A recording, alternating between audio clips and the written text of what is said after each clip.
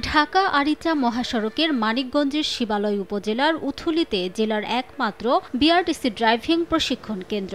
সকাল বিকেল দুই শিফটে 250 জন প্রশিক্ষণার্থী প্রশিক্ষণ নেন। তবে পর্যাপ্ত জনবল ও লক্কর-ঝক্কর পুরানো গাড়ির কারণে ব্যাহত হচ্ছে প্রশিক্ষণ কার্যক্রম। ট্রেনিং গ্রহণের পর নিজেদের বেকারত্ব ঘুচানো এবং কর্মসংস্থানের জন্য প্রয়োজন পড়ে ড্রাইভিং লাইসেন্সের। কিন্তু দীর্ঘদিনেও লাইসেন্স না পাওয়ায় প্রশিক্ষণ নিয়ে কোনো লাভ হচ্ছে না বলছেন ভুক্তভোগীরা। তাদের দাবি, অতিরিক্ত টাকা ছাড়া মিলছে না লাইসেন্স। গাড়ি অনুযায়ী স্টুডেন্ট বেশি, গাড়ি কম।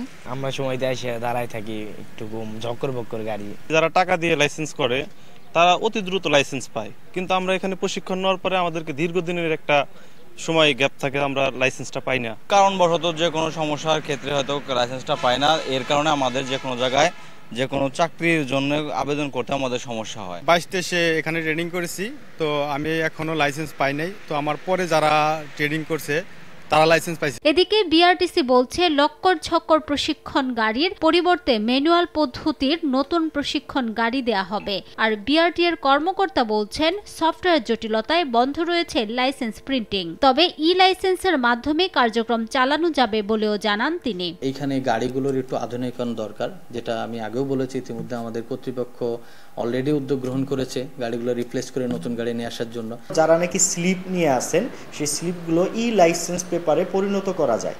সেটা আপনার bsp.brt.gov.bt এই ঠিকানায় ঢুকে তিনি তার ই-লাইসেন্স পেপারটি করে নিতে পারবেন। ই-লাইসেন্স পেপার দিয়ে আপনি রাস্তায় চলাচল করতে পারবেন। জেলা বিআরটিএ অফিসে প্রতি মাসে 700 থেকে 800টি লাইসেন্সের আবেদন জমা পড়ে। সময় সংবাদ, মানিকগঞ্জ।